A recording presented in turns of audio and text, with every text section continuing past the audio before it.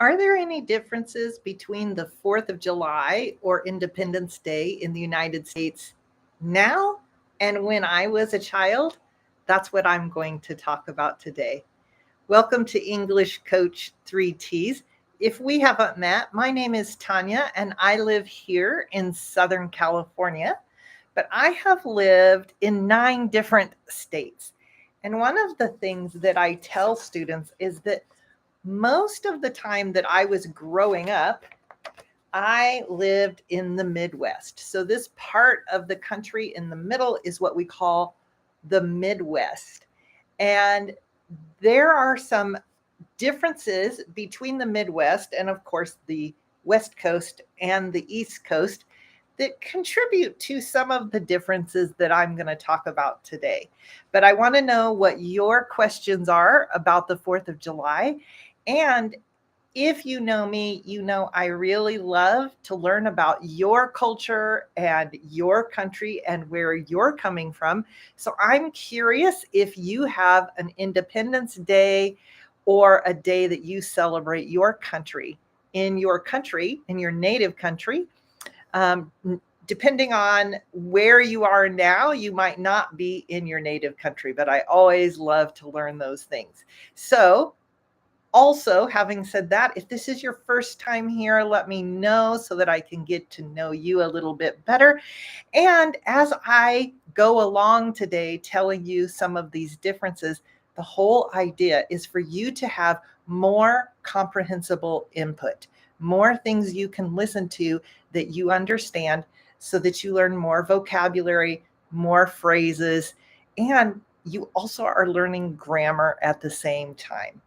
So let's see what people are putting in the questions here. I already have a few questions that I'm going to answer. Hello, Diana. Good to see you. Listening from Guatemala. Can you teach us acronyms of the USA?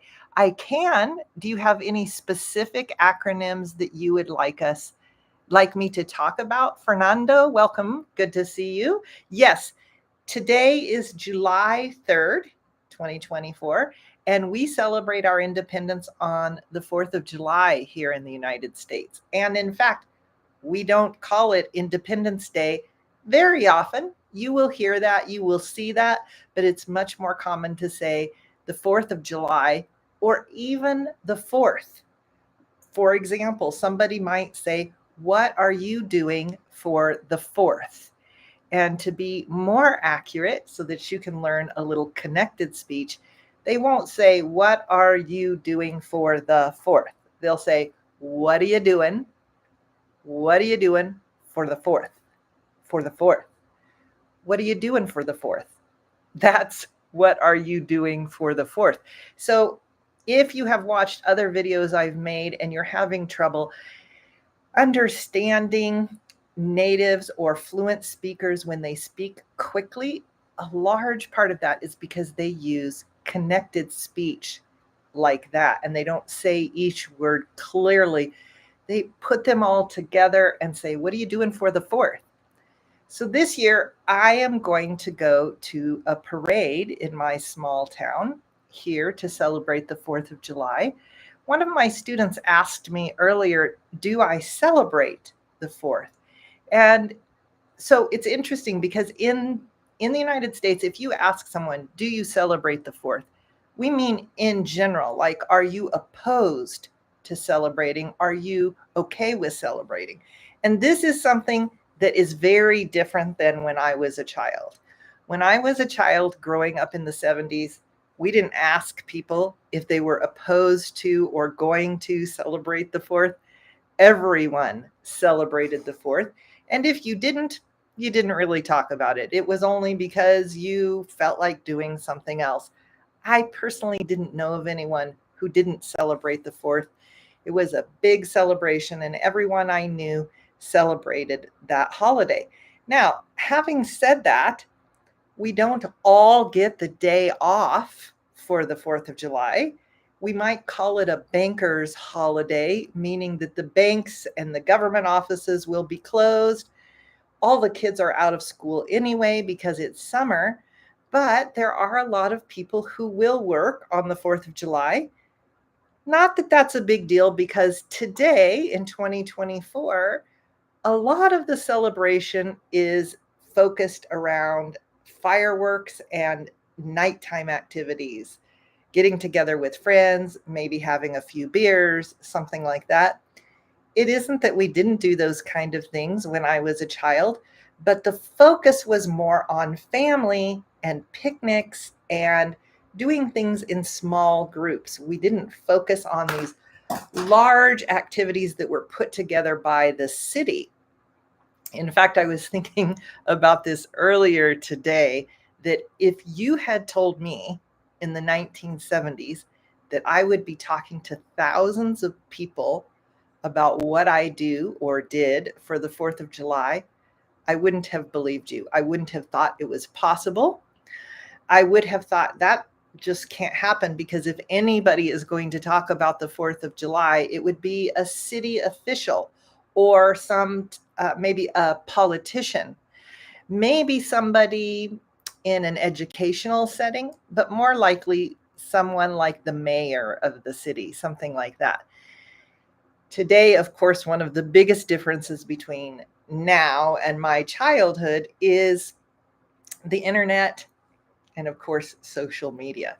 So I have some more things I want to share you, and I want to tell you what my favorite thing about the 4th of July was when I was a child.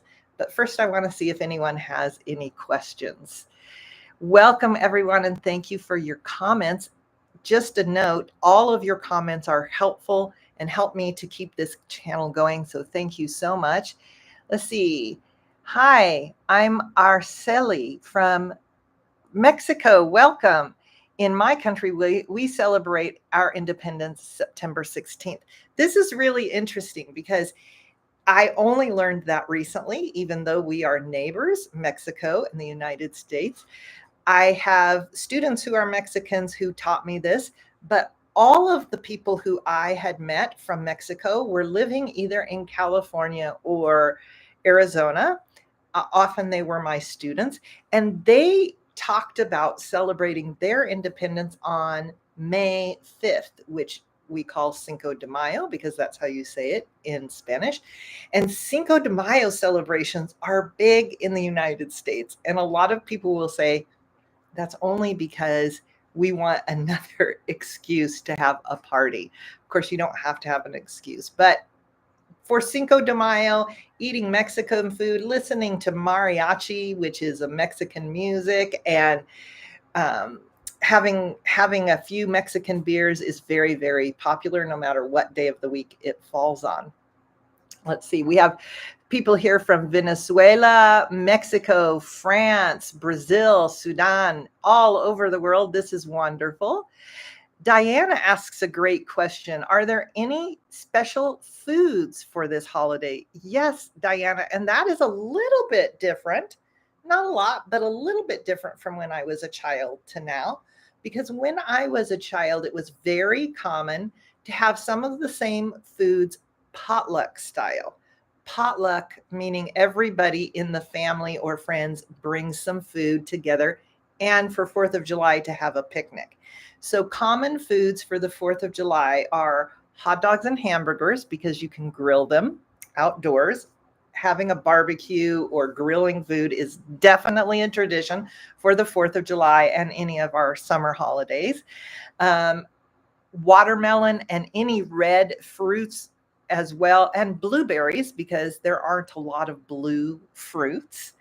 Jello, especially red Jello. When I was a child, there was no blue Jello, but now you could find red and blue Jello and put whipped cream, or specifically Cool Whip. I'll write this here. Jello is a chilled dessert we have, and whipped cream, but Cool Whip is a brand that you could look up and see a picture of it on the computer now. And it's white because it's whipped cream. That was very common to make desserts like that. Where I came from, and again, I'm talking mostly about the time that I lived as a child in Nebraska or Oklahoma, but in all of this area of the United States, especially where I lived in Nebraska, fried chicken was a very, very common food for the 4th of July. And a lot of that had to do with the fact that I grew up with my family, not my mother and father, but the rest of the family were all farmers, and we grew our own, we raised our own chickens. So you grow food and you raise animals or children. So this reminds me to talk a little bit about some of the controversy around the 4th of July now. There's a lot of controversy around the 4th of July, and I, for one, am grateful to learn about and think about different things and what kinds of things we're celebrating and making choices about this. And I mentioned this when I talked about Thanksgiving. If you haven't seen that video, I'll put a link below here, and I'm going to make a note so I don't forget, because there's controversy around that holiday as well. For me, I really feel that we need to give more thought to the fact that we're celebrating our freedom, our independence when we're celebrating the 4th of July. Yet at that time, 1 in 8 adults were not free, or maybe it was 1 in 8 people. I should check that fact, because they were slaves. This is not okay. And I think that this is something that's very important for us to think about. For me, when I'm celebrating the 4th of July, I am feeling grateful to live in a country where now we have freedom that isn't perfect. And I think this is something that is good to be realistic about. I really thought as a child, even though I knew that we had slaves before the time that I was a child, I really thought that we had total and complete freedom. And of course, we do have a lot of freedoms in the United States, the freedom to choose our religion, the freedom of speech, many other freedoms. But there are some things that we don't have freedom, in which we don't have freedom. And I think there could be a long conversation about that. That is not the focus of this video, but I feel like it's something important to point out because it isn't something we talked about when I was growing up. And speaking about freedom, one of the phrases we use here in the United States is freedom isn't free. I'm going to write it in the chat for you. Freedom isn't free. So something is free if it doesn't cost anything. No time, no effort, no money. And typically we mean no money. But our freedom came from the people who gave their lives so that we could have freedom. And we're still paying for our freedom in lots of different ways. And again, that could be a huge conversation. I'm curious what your thoughts are, and if you have any phrases similar to that or the opposite of that where you live. I see some, hello, Christina from Argentina.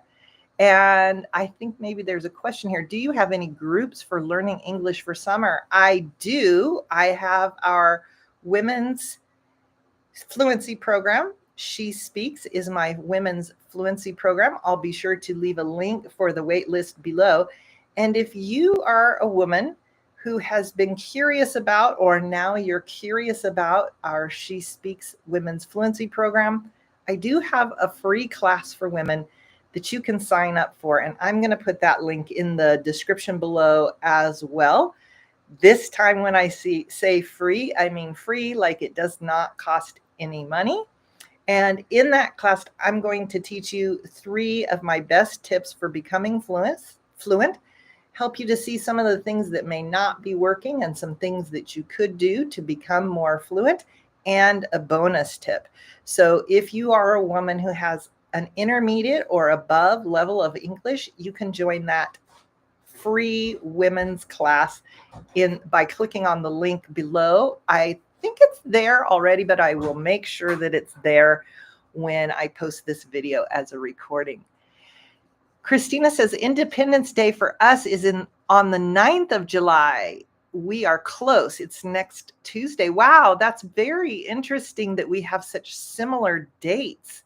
That's very cool, Christina. Thank you for sharing that. What do you do to celebrate your Independence Day in your country? What are some of the things you do? So, and I'd also like to know, what do you know about the way we celebrate Independence Day here in the United States? Put those, I'm getting better at this, put those answers here. Anything you know that we do about as it has to do with celebrating the 4th of July in the United States. And I can tell you a little bit about those things and some of the differences. So, when I was a child, I mentioned already, my family were all farmers. Many of them still are. And at that time, for at least a few days, maybe longer, before the 4th of July, all the kids would get to go to a firecracker stand or a fireworks stand. Fireworks are the ones, all the things that we use on the 4th of July are called the fireworks. And we think of those as the ones that make the beautiful color in the sky. But firecrackers are a specific type of fireworks.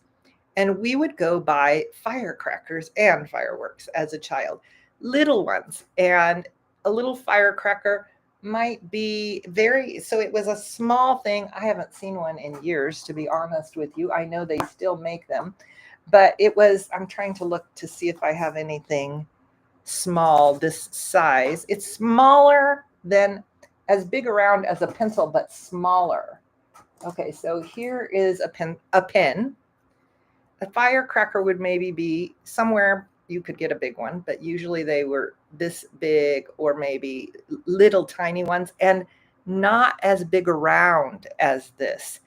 And we would get littler ones and medium-sized ones, and we got sparklers. A sparkler is a metal stick that when you light it, it sparkles like little bits of light at night. Firecrackers we would use during the day.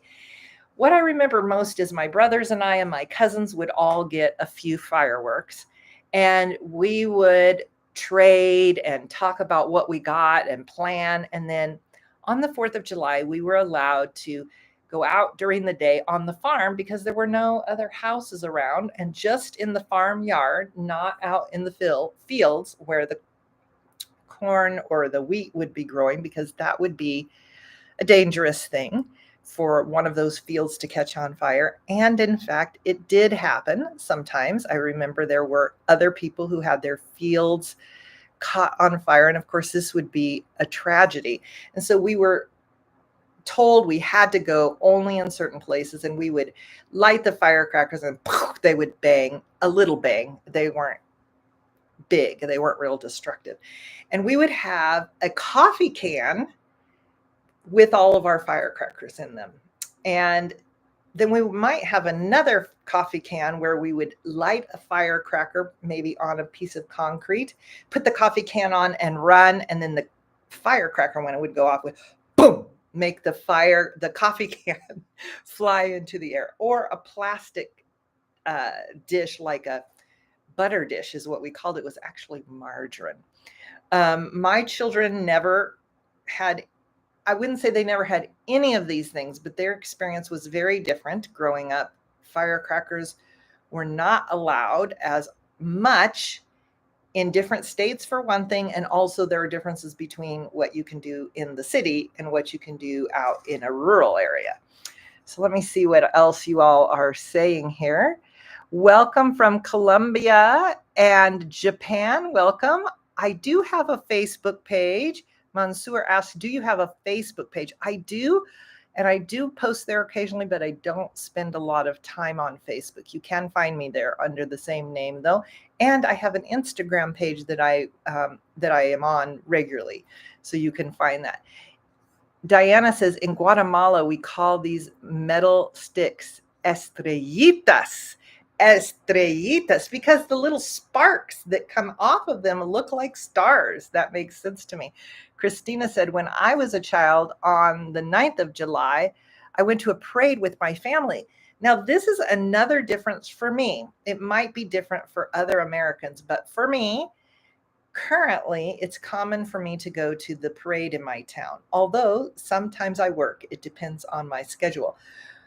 This year, I'm going to the parade, but as a child, I never attended a parade for the 4th of July. They did have parades. It wasn't that they didn't have them, but as a child, and in that time, again, the focus was more on spending time with friends and family, whereas now, I think more people are focused on doing things, going to events, parades, firework displays. They have huge firework displays that are uh, have music that go along with the fireworks. This is something I didn't even see until I was an adult. So it has changed with technology and different things across the years. So I want to make sure. Oh, yes, another difference. I made a couple notes here. Was, like I said, we had food at home, potlucks, that kind of thing. It's more common now to go out to eat because a lot of restaurants are open, and even you might even find street food, street vendors selling things like hot dogs and all of the things that I mentioned. And something I never experienced as a child was parking issues. Now, of course, we don't have this specifically for the celebration, but it's something that happens because of the celebration and the way we celebrate today with the parades or the big firework displays. You have to get there hours in advance and find a place to sit and bring your things for sitting and fight the traffic. We say fight the traffic, and for me that is not fun. And then after, oh, before the event though, you might not find a place to park. If you do, it's a long ways away. You often have to walk a long ways in the heat. I love to walk, but I do not love walking in the heat. Today is a hot day here. You can see I have my hair up, and it's about 29 degrees in my house, but outside it is, I'm talking Celsius. Outside, it's about 35 degrees Celsius outside. In other areas, like when I lived in Arizona, it could get to 50 degrees Celsius. On the 4th of July, it might be 48 degrees Celsius. Or, I do not like to walk in that kind of weather. So that is not something that I would choose to do. All right, let's see what else we have going on here. Hello, and welcome to the people who are just joining. If you missed the first part, you can see the recording when I post this recording very soon. Okay, I need to wrap up. Our live is going a little bit longer than usual because there's a lot of things I could tell you. One question was, why do we use red, white, and blue? And that reminds me to say that when I was a child, we would just wear something we already had that was blue or red. Not usually white, but that would be a third choice.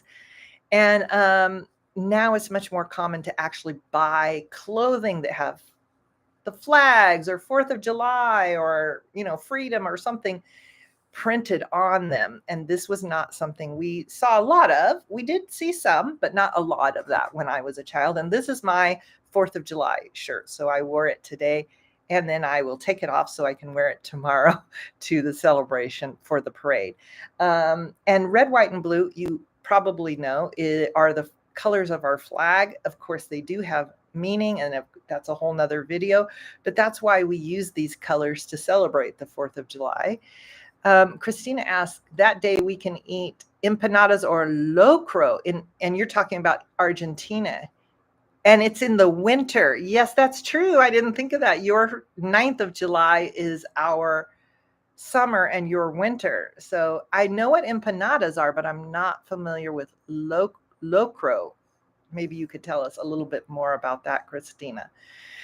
I'm trying to think another thing is sometimes the older boys would have bigger firecrackers, like things that made more noise. Pardon me. Or really popular fireworks were bottle rockets, where you would get a bottle, not necessarily this bottle. We didn't have bottles like this when I was a kid, just a Coke bottle or a Pepsi bottle. And you would put this firework in and then light it, and it would shoot up into the sky and make a big noise, but not all those sparks that you see in the fancy firework displays. Those can be dangerous because they can shoot at a person and hurt them, or like I said, shoot into a field of wheat or corn or something like that and set it on fire. So we weren't allowed to use these by ourselves, and we only got the little fireworks. Or here's some new word, or maybe some new words for you. Sometimes some of the kids would say these fireworks are lame. Lame, meaning they're not cool. Lame means not cool. Have you heard this word before? It reminds me of a word we were talking about in She Speaks today on our 24-hour platform, the word weenie. We use the word weenie to describe someone who is lame, not cool. That's not cool. You're acting like a weenie. Don't be a weenie. These words remind me of each other. All right. I don't see any other questions in the chat here, so I think we are going to wrap it up. Thank you so much for joining me today. And when I post this recording online, I will put another video here if you want to know a little bit more about American culture and maybe politics and those kind of things, so that you can keep learning more English, vocabulary, phrases, and becoming more fluent. Thanks for joining me. See you next time.